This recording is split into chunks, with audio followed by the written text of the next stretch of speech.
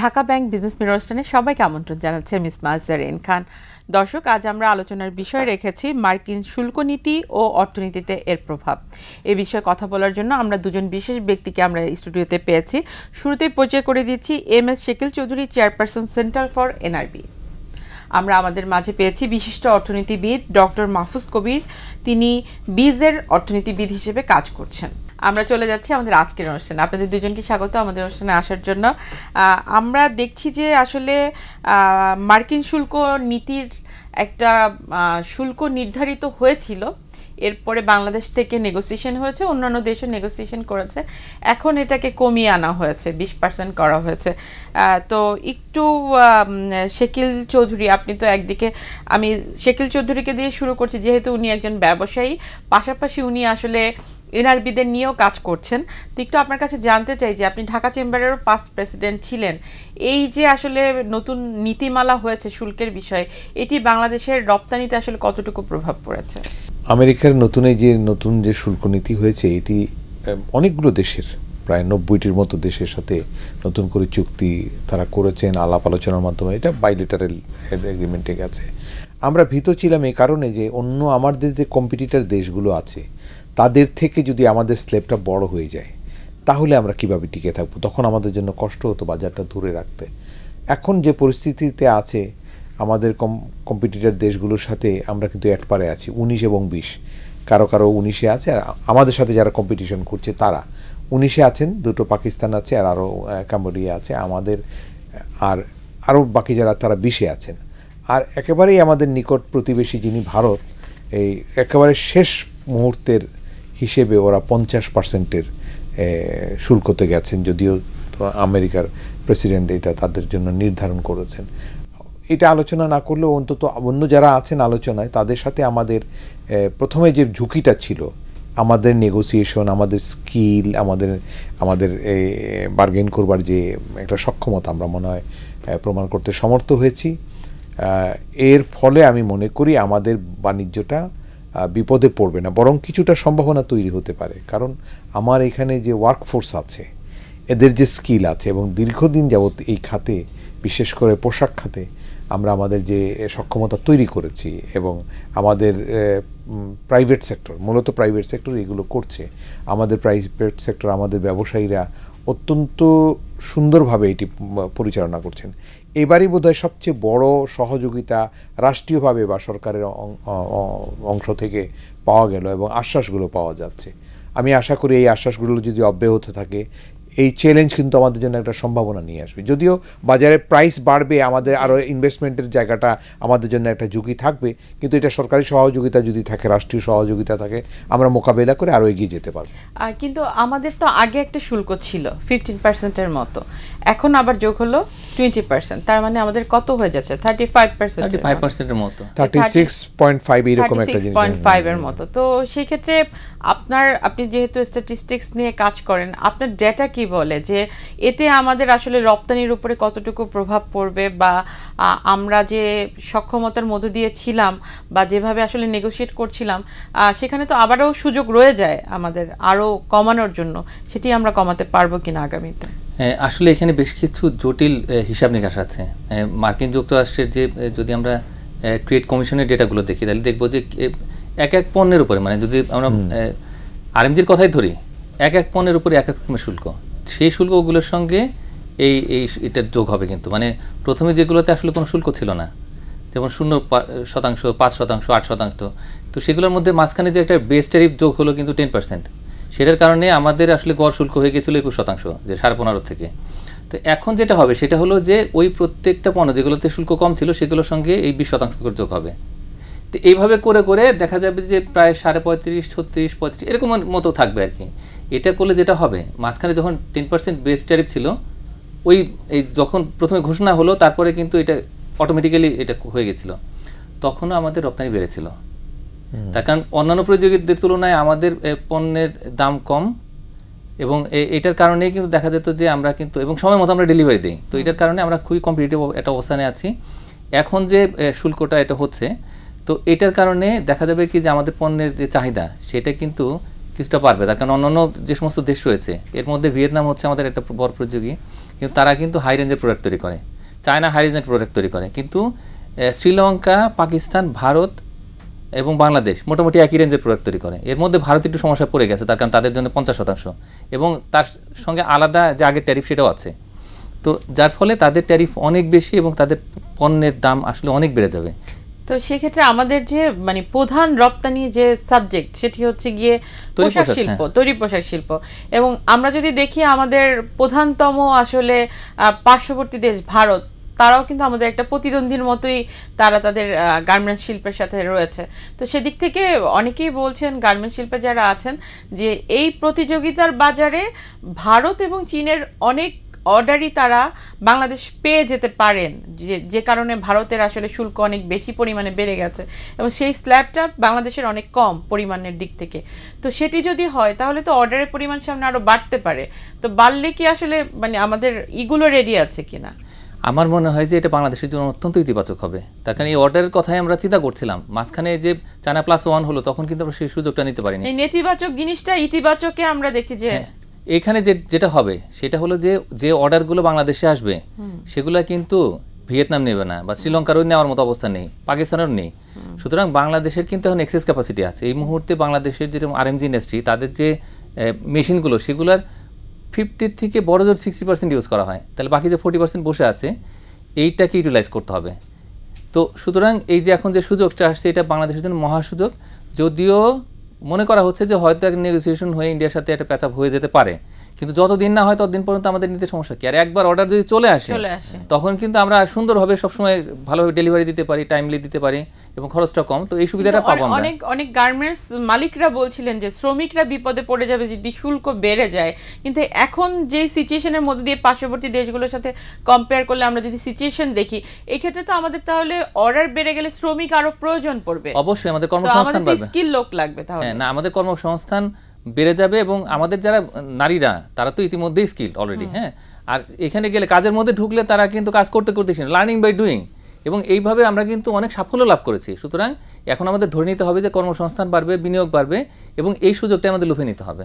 আর সেক্ষেত্রে যেহেতু আমরা 20%-এ আছি, নেগোসিয়েশনের একটা তো সুযোগ থেকেই যায়। আপনি তো যেহেতু এনআরবির সাথে আছেন, তো বিভিন্ন সময় বিভিন্ন ইগুলোতে আমরা দেখি যে আপনি থাকেন, আপনার কাছে কি মনে হচ্ছে নেগোসিয়েশনের সুযোগ কি থাকছে? আমাদের এই বিশেষ করে এইবারকার যে ট্যারিফ নেগোসিয়েশনে আমাদের প্রাইভেট সেক্টরের ব্যাকআপ যে সাপোর্টটা সরকার পেয়েছে বা সরকার নিয়েছে বা রাষ্ট্র সেটিকে ব্যবহার করেছে, এটি আমি খুব ইতিবাচকভাবে নিতে চাই। এবং আমাদের বিভিন্ন দেশে বিশেষ করে মার্কিন যুক্তরাষ্ট্রে আমাদের অত্যন্ত সক্ষম বেশ কিছু মানুষ আছেন আমাদের প্রবাসীদের মধ্যেই, তাদের স্কিলগুলোকে নিতে হবে আমাদের লবিং করবার জন্য। আমেরিকার বাজার কিন্তু আমেরিকার সরকার, রাষ্ট্র কাঠামো, তার মধ্যে কিন্তু লবিস্ট হচ্ছে এটা গুরুত্বপূর্ণ বিষয়। লবিস্ট শুধু টাকা দিয়ে যে লবি করা হয় তা নয়, ওখানকার রাজনীতিবিদদের সম্পর্ক রাখা, তাদের অ্যাডমিনিস্ট্রেটিভ লোকজনের সাথে সম্পর্ক রাখা, তাদের সাথে বিভিন্ন বিষয় নিয়ে আলোচনা করা। এই যে ট্যারিফের ইস্যুগুলো, এগুলো কিন্তু শুধুই যে টেবিলে হয়েছে তা নয়, এগুলো কিন্তু আমাদের এখান থেকে যারা গেছেন অনেকেই পুরনো আমেরিকাতে জীবনযাপন করেছেন, দীর্ঘ সময় ছিলেন, তাদের কাজের লোকজন ছিলেন, তারা যাদের সাথে তারা কাজ করেছেন, তাদের মাধ্যমেও তারা কিন্তু বেনিফিটস নিয়েছেন। অনেক ট্রেড অর্গানাইজেশনের সাথে কথা বলতে গেছেন, এটা আমাদের উপকার হয়েছে। এই জায়গাগুলোতেও কিন্তু আমাদের প্রবাসী যারা আছেন তাদেরকে কাজে লাগানো যাবে। আমরা দেখছি যে শুল্ক তো এখন একটা ইস্যু দেখা যাচ্ছে, সামনে যখন ব্যবসার পরিধি বাড়বে আমাদের তো আরো অনেক ইস্যু চলে আসবে, আমাদের তো স্কিল নেগোসিয়েটরের অনেক বেশি প্রয়োজন পড়বে। এই মুহূর্তে কি মানে আমাদের স্কিল নেগোসিয়েটর তৈরি করার জন্য কোনো পদক্ষেপ নেওয়া প্রয়োজন? নিশ্চয়ই, আমাদের যে প্রাইভেট সেক্টরের যে স্কিলটা তৈরি হয়েছে ব্যবসা করতে করতে, এই বিশেষ করে যে আমেরিকার বাজারের যে রপ্তানি, তার 85 থেকে 87% হচ্ছে আমাদের পোশাক খাত থেকে আমাদের আসে। এটাই হচ্ছে মেজর এক্সপোর্ট আমাদের। এখানে কিন্তু প্রাইভেট সেক্টরের সক্ষমতা, মার্কেটিং স্কিল সব তৈরি হয়েছে। ইনফ্রাস্ট্রাকচার এবং যে ফ্যাসিলিটিসগুলো সাপোর্ট লজিস্টিক যেটা সরকারের দেওয়া উচিত, যে কথাটা আপনি বলছিলেন বা উনি আলোচনায় আনলেন যে আমাদের অনেক আরও চাহিদা বেড়ে যাবে আমাদের জিনিসপত্রের, কিন্তু এগুলো তৈরি করবার জন্য যে আমাদের ব্যাকআপ সাপোর্ট দরকার, রাষ্ট্রীয়ভাবে কিন্তু অর্থের যোগান দিতে হবে। আমাদের এক্সপোর্ট করতে গেলে কিন্তু এটা লাগবে। তারপরে প্রোডাকশনে যেতে হলে আমার গ্যাস বিদ্যুতের নিশ্চয়তা লাগবে, আমাদের এনভায়রনমেন্টটা লাগবে। এই যে মাঝখানে একটা বছর পরিবেশ লাগবে, পরিবেশটা আছে আমরাই করে নিব, কিন্তু সরকারের এবং রাষ্ট্রের উচিত হবে এটাকে আনইন্টারাপ্টেড চলতে দেওয়া, যাতে কোনো রকমের হয় না। একটু আমি আপনার কাছে জানতে চাই যে কি হবে সামনে, সেটা তো আমরা মানে ক্যালকুলেশন করার ট্রাই করছি, বাট পেছনের দিকে যদি আমরা একটু দেখি যে রপ্তানিটা কমে যাওয়া, এটাকে অনেকেই দায়ী করছিল শুল্কের জন্য রপ্তানি অনেকাংশে কমে গেছে। এখন এই রপ্তানি কমে যাওয়ার পিছনে আসলে কি দায়ী? শুধুই কি শুল্ক, নাকি পেছনে আমরা দেখছি যে বেশ কিছুদিন কাস্টমসে ক্লিয়ারেন্স পাচ্ছিল না, সেখানে সমস্যা, আমাদের ট্যাক্স নীতিমালায় কিছু সংস্কারের কার্যকারিতা প্রয়োজন রয়েছে, সেটি নিয়েও কাজ হচ্ছে। এদিকে আমরা দেখছি যে ব্যবসায়ীরা অর্থ সংকটের মধ্য দিয়ে যাচ্ছে, তাদের এলসি করতে গেলে তাদের আর্থিক সহযোগিতা দরকার, বা বিশেষ করে ফান্ডিং সাপোর্ট, প্রণোদনা সাপোর্ট, সেটিও দরকার রয়েছে। তো এই দিক থেকে আপনার মতামত কি? না, মাঝখানে যেটা হয়েছিল আসলে ক্লিয়ারেন্সগুলো হচ্ছিল না। মূলত এই যে চট্টগ্রাম পোর্ট, সেখানে কিন্তু পুরো জট লেগে গিয়েছিল কন্টেনারের। তো এবং আমরা কিন্তু অনেকটা হুমকিও সম্মুখীন হয়েছিলাম যে বেশ কিছু বায়ার তারা বলেছিলেন যে আমাদের দেশ থেকে ক্যান্সেল করে তারা অন্য দেশে নিয়ে যাবেন না আমাদের অর্ডারগুলো। তো ওই সময়টাতে আমাদের বেশ কিছুটা কষ্ট গেছে, এবং আমাদের যারা এন্টারপ্রিনার, যারা এক্সপোর্টার, তারা কিন্তু এই যে মাঝখানে যখন নেগোসিয়েশনটা হলো এবং আন্দোলনটা বন্ধ হলো, সেটির পিছনে তারা ভূমিকা পালন করেছেন। এটা একটা বড় সংকট গেছে আমাদের।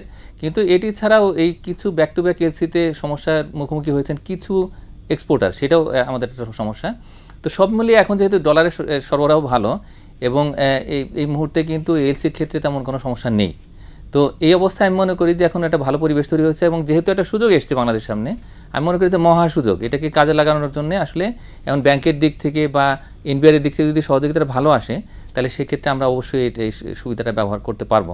সেক্ষেত্রে যারা হচ্ছে কি এই যে মানে পোশাক শ্রমিক, তারা এক ধরনের কথা বলছে, আবার যারা হচ্ছে মালিক পক্ষ, তাদের দিক থেকে বলা হচ্ছে যে এই যে যুক্তরাষ্ট্রের ক্রেতাদের যে একটা বাড়তি শুল্কের যে খরচ, এই খরচটা বলা হচ্ছে ব্যবসায়ীদের উপরে চাপিয়ে দেওয়ার জন্য। তারা দুই পক্ষের সাথেই কথা হচ্ছে, কিন্তু ব্যবসায়ীদের উপর যদি পুরো খরচটা চলে আসে, সেটাও তো তাদের উপরে একটা না। এখানে একটা কথা কিন্তু আমরা শুনেছি যে ইতিমধ্যেই দু এক জায়গায় আমাকে দুইজন ব্যবসায়ী যারা এগুলোর সাথে জড়িত তারাও বলেছেন, যেমন ওখানকার যারা ইম্পোর্টার, যারা আমাদের মালটা এখান থেকে নিয়ে যান, আমরা তো তৈরি করে পাঠাই, ওরা কিন্তু বলছেন যে এই যে এডিশনাল যে ট্যাক্সটা, এই যে ট্যারিফটা এসছে, এই খরচটার অর্ধেক বহন করবার।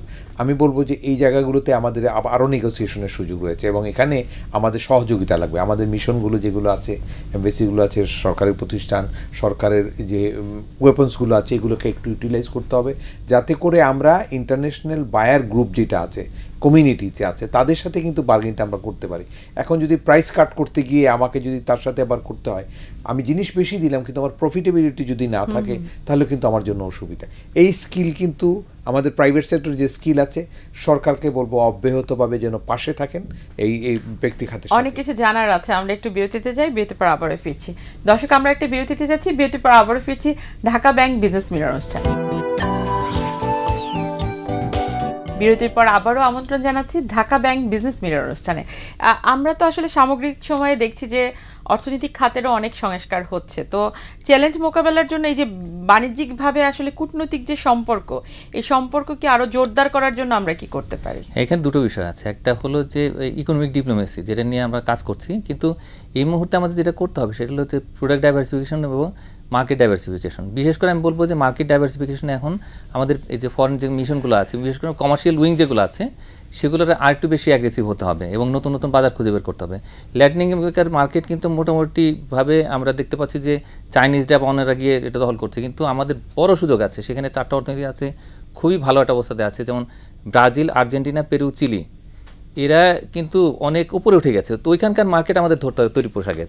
তো এটি ছাড়াও কিন্তু আমরা এই যে পূর্ব এশিয়া, দক্ষিণ পূর্ব এশিয়ার দেশগুলোতে আরও এক্সপান্ড করতে পারি। মধ্যপ্রাচ্যে আমাদের একটা বড় বাজার আছে, সেখানে কিছু কাস্টমাইজ প্রোডাক্ট বিক্রি হচ্ছে, কিন্তু তারপরেও তৈরি পোশাক সহ অন্যান্য অনেক পণ্যের কিন্তু এখানে চাহিদা আছে। তো আমরা সেখানে যদি যেতে পারি, তাহলে এইভাবে যদি আমরা ইকোনমিক ডিপ্লোমেসিটাকে ইউজ করি এবং আমাদের কমার্শিয়াল উইং বিশেষ করে তারা যদি এখানে কাজ করে, তাহলে সেক্ষেত্রে অবশ্যই আমাদের এক্সপোর্ট বাড়ানো সম্ভব। এটা করতে হবে। আর প্রোডাক্ট ডাইভার্সিফিকেশনে খুব বেশি হয়তো মানে ডিপ্লোমেটদের তেমন কোনো স্কোপ নেই, কিন্তু আমাদের যারা এন্টারপ্রেনার, তাদের আসলে এই আমাদের এম্বাসিগুলোর মাধ্যমে এই কাজগুলো করতে হবে। তাদেরকে বলতে হবে যে আমরা ভালো ভালো পণ্য তৈরি করছি।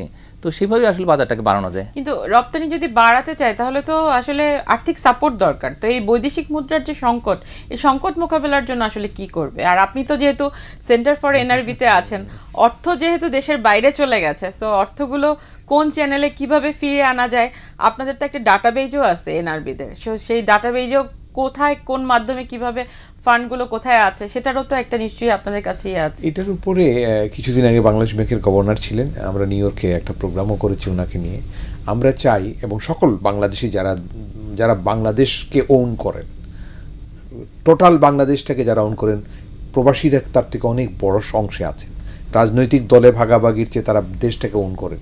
প্রত্যেকটা প্রবাসী বাংলাদেশি চান যে আমাদের পাচারকৃত অর্থ এবং যারা পাচার করছেন তাদেরকে আমরা যেন ঘৃণা করি এবং পাচার বন্ধ করবার জন্য যে কাজ করা দরকার তাই যেন করি। এবং এইটা উদ্ধার করবার ব্যাপারে বাংলাদেশ ব্যাংক এবং বর্তমান গভর্নর অত্যন্ত সিনসিয়ারলি কাজ করছেন। উনি লন্ডনে, মধ্যপ্রাচ্যের দেশে, আমেরিকাতে গেছেন এবং কিছু অলরেডি কিন্তু প্রপার্টি সিজ করা হয়েছে, লন্ডনে হয়েছে, আমেরিকাতে কিছু প্রসেস চলছে।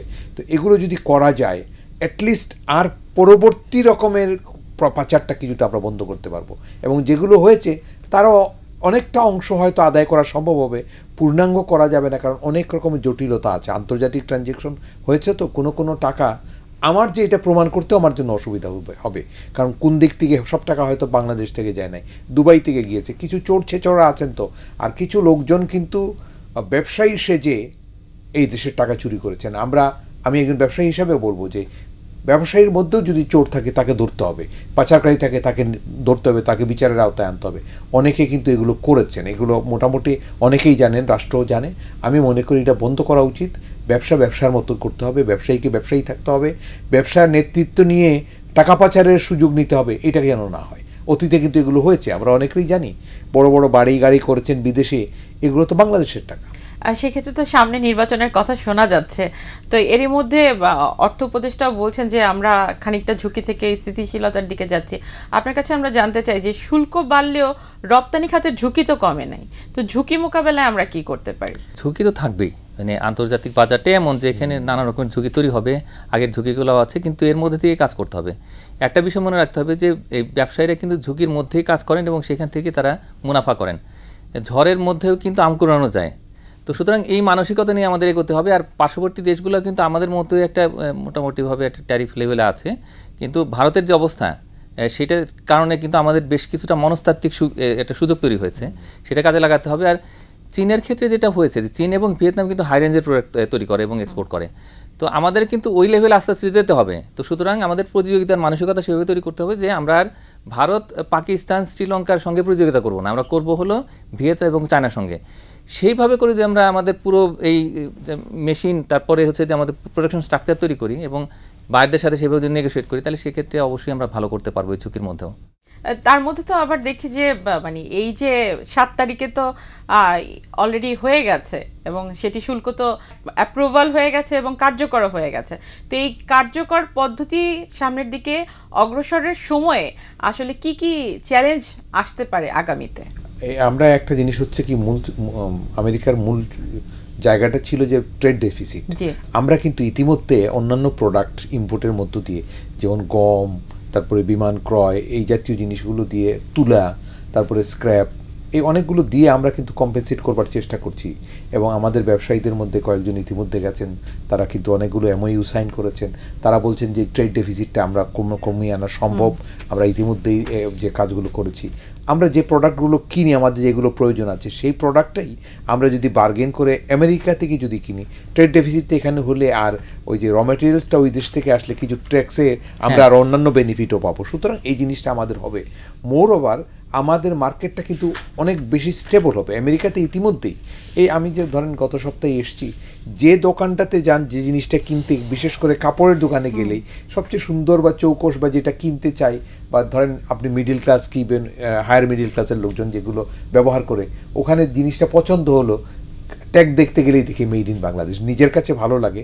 বিদেশিরাও কিন্তু এখন বুঝে যে বাংলা পোশাক মানেই বাংলাদেশ, বাংলাদেশের কোনো জিনিস প্রোডাক্ট, বাংলাদেশের ক্রিকেট, বাংলাদেশের পোশাক, বাংলাদেশের অন্যান্য নতুন জিনিসগুলো, বাংলাদেশের উদ্যমী উদ্যোক্তা শ্রেণী, এই সবই কিন্তু আমাদের ইতিবাচক বিষয়।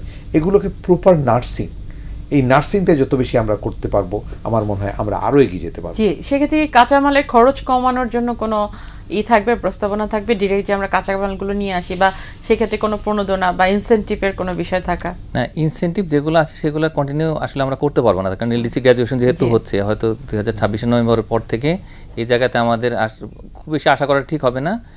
কিন্তু আমাদের এখন সবচেয়ে যেটা বেশি দরকার সেটা হলো প্রোডাক্টিভিটি বাড়ানো। আমরা কিন্তু চাইনিজ যারা ওয়ার্কার তাদের অর্ধেকের সমান কাজ করি, মানে এই জায়গাটাতে আমাদের খুব সিগনিফিকেন্টলি একটা কনসেন্ট্রেশন দিতে হবে। দিলে তারপরে যদি আমরা খুব দ্রুত এরকম আমাদের প্রোডাক্টিভিটি গ্রোথটা করতে পারি তাহলে সেক্ষেত্রে আমরা আমাদের খরচটা এমনি কমাতে পারবো। তো এইভাবে করে আসলে আমাদের দেখতে হবে গ্যাসের দাম কমিয়ে রাখতে পারি বা অন্যান্য যে সমস্ত ইনপুট সেগুলোর প্রাইসটা ঠিক মতো রাখতে পারি, তাহলে সেক্ষেত্রে আমার মনে হয় যে আমাদের যারা উদ্যোক্তা শ্রেণী, আমাদের যারা রপ্তানিকারক, তারা এই সমস্যার মধ্যে থেকেও তারা যেভাবে আসলে তাদের নার্ভটাকে ঠিক রেখেছেন এবং শেষ পর্যন্ত আমরা যেটা অ্যাচিভ করলাম, আমি মনে করি সামনের দিকে অনেক কিছু করার আছে আমাদের। আমরা অনুষ্ঠান শেষ করব, যেহেতু আমাদের 15+20 অর্থাৎ 35.5-এর কাছাকাছি হচ্ছে কি আমাদের যেহেতু শুল্ক বেড়ে যাচ্ছে, তো নেক্সট বাণিজ্য উপদেষ্টা বলছিলেন যে আমাদের আরও নেগোসিয়েশনের সুযোগ থেকে যাবে। তো যেহেতু নির্বাচনের আগে 6-7 মাস সময় আছে এই তত্ত্বাবধায়ক সরকারের, যেহেতু ফেব্রুয়ারিতে নির্বাচনের কথা বলা হচ্ছে, সেটি যদি হয় এবং তারা যদি নেগোশিয়েট করতে যায়, কোনো পরামর্শ থাকবে কিনা এই যারা অর্থ সংস্কার কমিটি এবং যারা নেগোশিয়েটর থাকবে তাদের? আমি এর আগেও একবার এক জায়গায় বলেছি যে এটি একটি কন্টিনিউয়াস প্রসেসের মধ্যে রাখতে হবে। এই ট্রেড মার্কেটটাকে এবং আমার মার্কেটটা ধরে রাখবার জন্য এবং নতুন মার্কেট সম্প্রসারণ, উনি যেমন বলছিলেন মধ্যপ্রাচ্যের দেশগুলোতে কিন্তু আমাদের কাজই তেমন করি নাই, ওখানে কিন্তু প্রচুর বাজার আছে, প্রায় 60 থেকে 70 লক্ষ বাংলাদেশি প্রবাসী সেখানে থাকেন, সুতরাং এদের জন্য তো দরকার। আর ট্রেডিশনাল ক্লথস যেগুলো ওয়েস্টার্ন ওয়ার্ল্ডের জন্য আমরা দিচ্ছি, আমরা অ্যারাবিক ওয়ার্ল্ড বা ইস্টার্ন ওয়ার্ল্ডের জন্য যদি তাদের প্যাটার্ন অনুযায়ী প্রোডাক্ট তৈরি করতে কিন্তু আমরা পারবো।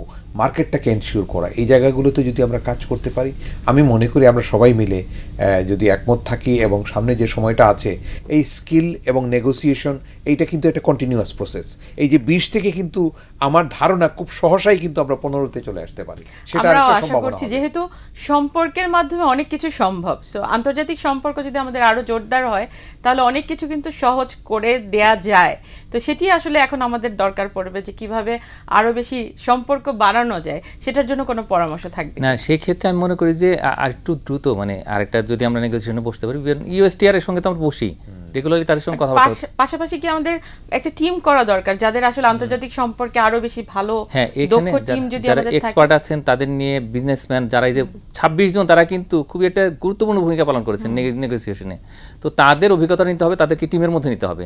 আর এর পাশাপাশি আমাদের যারা বিশেষজ্ঞ রয়েছেন তাদেরকে, এবং যে সকল ব্যবসায়ীদের এক্সপোর্ট বেশি, আমেরিকার সাথে ব্যবসা ভালো আছে, তাদেরকেও তো রাখতে হবে অবশ্যই। এবং বিশেষ করে মানে গুরুত্বপূর্ণ কিছু পণ্য, যেমন এই যে তুলা আছে, তেলবীজ আছে, তারপরে স্ক্র্যাপ আয়রন, লেদার আছে, হ্যাঁ লেদার, এই প্রত্যেকটা জায়গাতেই আমাদের, হ্যাঁ, তো এই জায়গাগুলোতে আমাদের তাদেরকে কাজে লাগাতে হবে। এবং তারা যদি কাজ করেন তাহলে সেক্ষেত্রে তাদের লবি ওইটা কিন্তু বিনা পয়সায় কাজ করবে, তো সেটা কিন্তু আমরা দেখতে পেয়েছি। তো সুতরাং এইভাবে সবাই মিলে যদি আমরা একটা প্যাকেজ তৈরি করি তাহলে সেটা আমাদের দেশের জন্য কাজে লাগবে।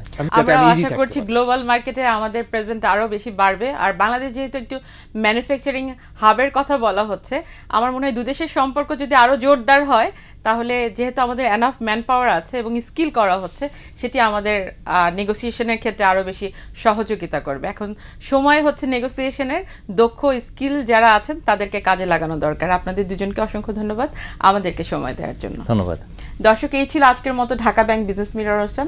দেখা হবে আগামী সপ্তাহে। সে পর্যন্ত সবাই ভালো থাকুন, সুস্থ থাকুন।